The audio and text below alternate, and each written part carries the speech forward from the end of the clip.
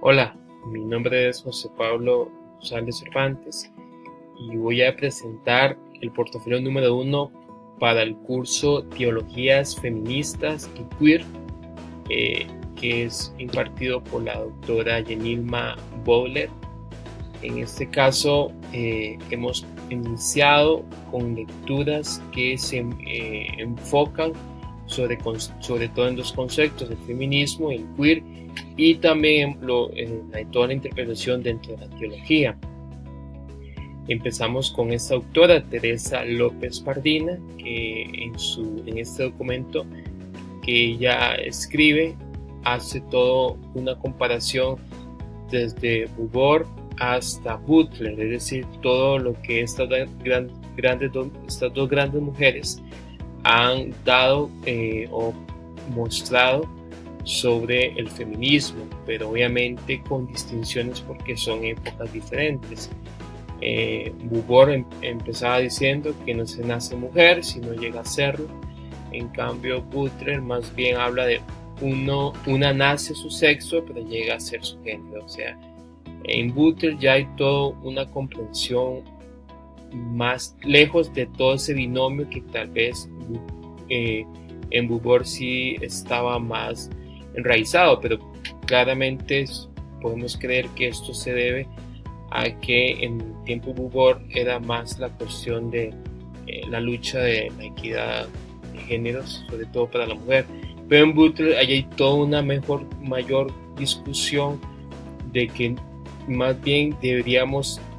presentarlo lejos de ese binomio. Incluso retomando más la lectura de López, ella habla de que no es una cuestión de discusión de distinciones sexuales, sino todo lo que ha provocado el aislamiento y valoración entre lo que ha sido impuesto, es decir, en este caso el sistema patriarcal, y que subordina a otras realidades, desgraciadamente, porque históricamente lo hemos visto así a través de la historia, desde interpretaciones literarias de la Biblia, o la cuestión de la iglesia como impuso una cuestión, ese binomio que incluso ella habla de destruirlo. Punto 2. Y vemos lo que estaba diciendo anteriormente, que Butler ya no ve ese binomio, sino ve más bien una multiplicidad de géneros que precisamente va a hacer la discusión para las siguientes décadas, y todavía la seguimos discutiendo con respecto, por ejemplo, a las nuevas teologías queer, que no son tan nuevas, pero podemos decir que sigue hablando de una reflexión, pero ambas, teología de feminismo y teología queer, desde mi comprensión, o sea, de lo que según le he leído, creo que ambas tienen sus diferencias y que precisamente lo hemos discutido en los foros. Siguiendo con esto, la teología feminista, también tenemos a esta autora que hemos leído un texto de ella, de Ferrer Chavarri.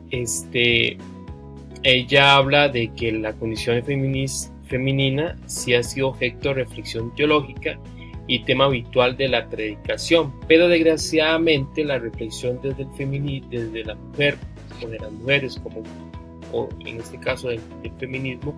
siempre ha sido una reflexión hacia el origen del mal. Entonces, precisamente los textos bíblicos, y claramente se le ha identificado con el pecado original, con el que afectó al hombre, y que esto siguió siendo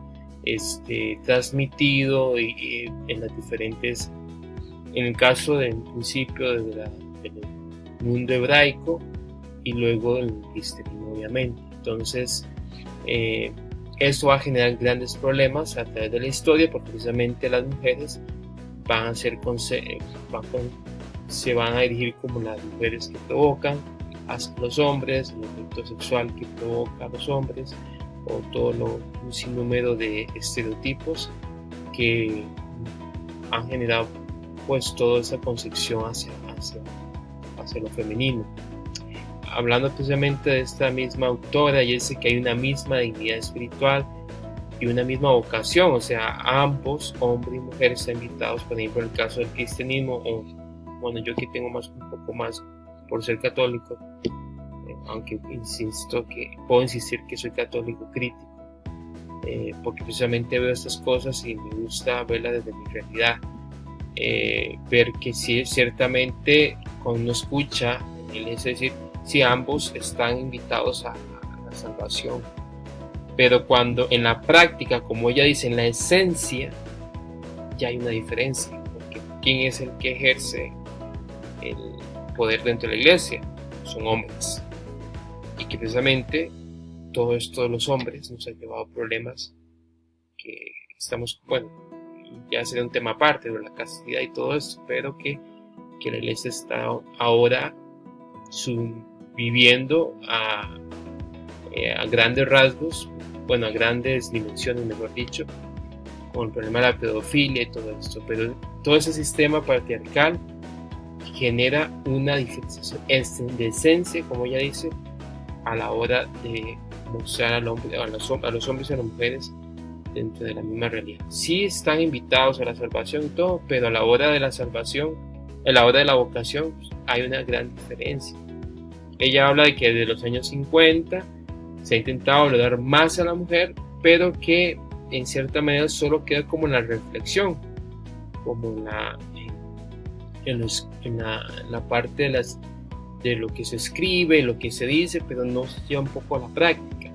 A mí me llama mucho la atención porque también otros autores más adelante, cuando hablan de la teología de la liberación, también pasa con la teología de la liberación esto, que hay una serie de discusiones muy pomposas y todo, incluso se van a Europa y hay todo un romanticismo con ellas, pero ¿qué pasa tanto en la práctica con esto, verdad? ¿Qué tanto se hizo por hacer un cambio en América Latina? Los pueblos han sufrido la persecución y tantas guerras, y que todas las vemos actualmente en algunos países, pero al fin de cuentas el sufrimiento latinoamericano sigue y persiste, ¿verdad? Entonces, aunque me estoy desviando un poco, creo que es lo mismo, ¿no? Siempre queda en esa eterna reflexión, simplemente. Y ella termina diciendo que la crítica feminista es consciente que la igualdad legal es inexistente en la mayor parte. O sea, y es cierto, no solamente en la cuestión religiosa, sino a la hora de ejercer espacios, a las mujeres cuando ejercen espacios en otros espacios como el trabajo, los estudios, siempre hay, definitivamente siempre hay una desigualdad, que se ha luchado por leyes y todo esto, pero difícilmente, si no hay un cambio de paradigma con ese sistema patriarcal, pues vamos a ir viendo esas consecuencias. Bueno, ella habla de diferentes teologías que han existido y que han hecho esos esfuerzos, ¿verdad? Ahí están mencionadas, para posicionar a las mujeres en esa equidad con el hombre. Han hecho esfuerzos, ¿verdad? No son, y han logrado, pero podemos decir que todavía se puede insistir que dentro de esa conciencia de la sociedad se sigue viendo esa desigualdad. Hablando de recursos para la transformación y la sanación, que ella trae a colación a Ivonne Guevara, forma que se pronuncia, no es tanto problema, pero bueno, aquí sería que ella, a mí me gustan mucho esas palabras, cuando dice que el evangelio es historia de nuestras tradiciones y traiciones religiosas, es decir, que van las tradiciones que son muy bonitas, que incluso cuando, a mí me llama mucha atención porque al menos en Costa Rica y sé que en otros países pasa, rescatemos las tradiciones, ¿verdad? No olvidemos esas tradiciones que nuestros antepasados nos ha dejado, y que qué bonito, y que no las perdamos, pero ¿quién dice que esas tradiciones mantienen esas tradiciones en cuestión del tema de género, ¿verdad? Que no hay una equidad entre hombres y mujeres, y que desgraciadamente siguen persistiendo desde cualquier realidad ciertamente de la realidad religiosa, pero desde otras realidades culturales. Y hay una invitación a la conversión, es decir, una conversión de la mirada, o sea, un cambio de gesto para poder transformar. Y que va ligado con ese recobrar de la autonomía para las mujeres, por parte de la mujer. Entonces, estos son las propuestas que ella trae a esta autora para decir, necesitamos esto. No hay una condenación a las tradiciones, pero ¿cómo podemos hacer una conversión de ellas? Para no decir, no vamos a perder nuestra identidad. Por ejemplo, en el caso, yo que soy costarricense, ¿cómo podríamos mostrar tradiciones para decir que son importantes? Digamos, en el caso mío, que yo soy profesor de estudios sociales, educación cívica, son importantes mostrarlas y todo, pero también darles una cierta criticidad hacia ellas, para que los estudiantes consideren si verdaderamente ahí podemos hacer algunos cambios para que no haya esa igualdad de género. Entonces sería bonito, ¿verdad? Y yo quería que iría más en esa conversión, para que los estudiantes, en el caso de las futuras generaciones, vayan generando esos cambios en la sociedad. Que yo lo estoy diciendo muy bonito, desgraciadamente a veces es difícil porque, por ejemplo, cuando nosotros nos topamos con estudiantes que vienen de familias muy tradicionalistas, tal vez con criterios de fe muy fundamentalistas, entonces no sabemos cómo entrar en juego en ese campo para que ellos no ejerzan modelos que discriminan o violenten a toda esta lucha por la igualdad, o más bien esa equidad de género, y también por las diversidades sexuales. Aunque la lectura de Pilar es más adelante, quiero darle continuidad porque es parte de la teología feminista, pero ya enfocado desde Latinoamérica, ¿verdad? Ciertamente por haber sido conquistado por España, Portugal, en el caso de Brasil. No podemos obviar, sí, ciertamente hubo toda una represión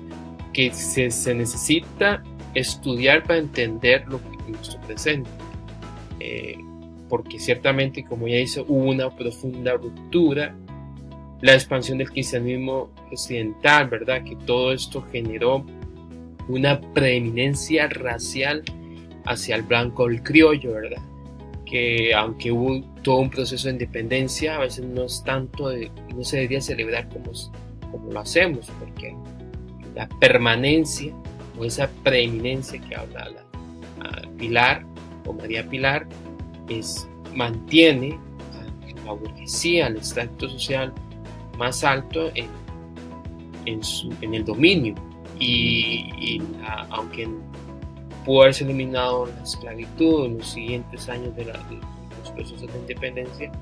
sabemos bien que las clases más bajas siguieron o se mantuvieron subordinadas, y vinieron tantas cuestiones, bueno, la Revolución Mexicana a principios del siglo XX, pero que hubo cambios, pero que sabemos que actualmente para el 2019 las sociedades son desiguales. Algunas sociedades, como el caso de Costa Rica, que lo quiso, entre comillas, favorecer que haya una mayor equidad, porque claro, nos decimos que somos igualiticos y todo esto, pero es mentiras, porque a fin de cuentas en procesos neoliberales ha generado más desigualdad entre clases, esas minorías que sufren incluso también la subordinación. Y ella hace toda esta reflexión de la lucha que han existido luchas de movimientos contra la imposición del patriarcado, pero se mantiene, se mantiene todavía una represión, ¿verdad? Sí ha existido mujeres campesinas, indígenas y negras que han luchado por esto. En este caso también tenemos a Wanda, que habla de 3 pasos concretos: la conciencia de exclusión, la tradición de nosotras mismas, una tradición de nosotras mismas, y el reconocimiento de tradiciones alternativas. En estos pasos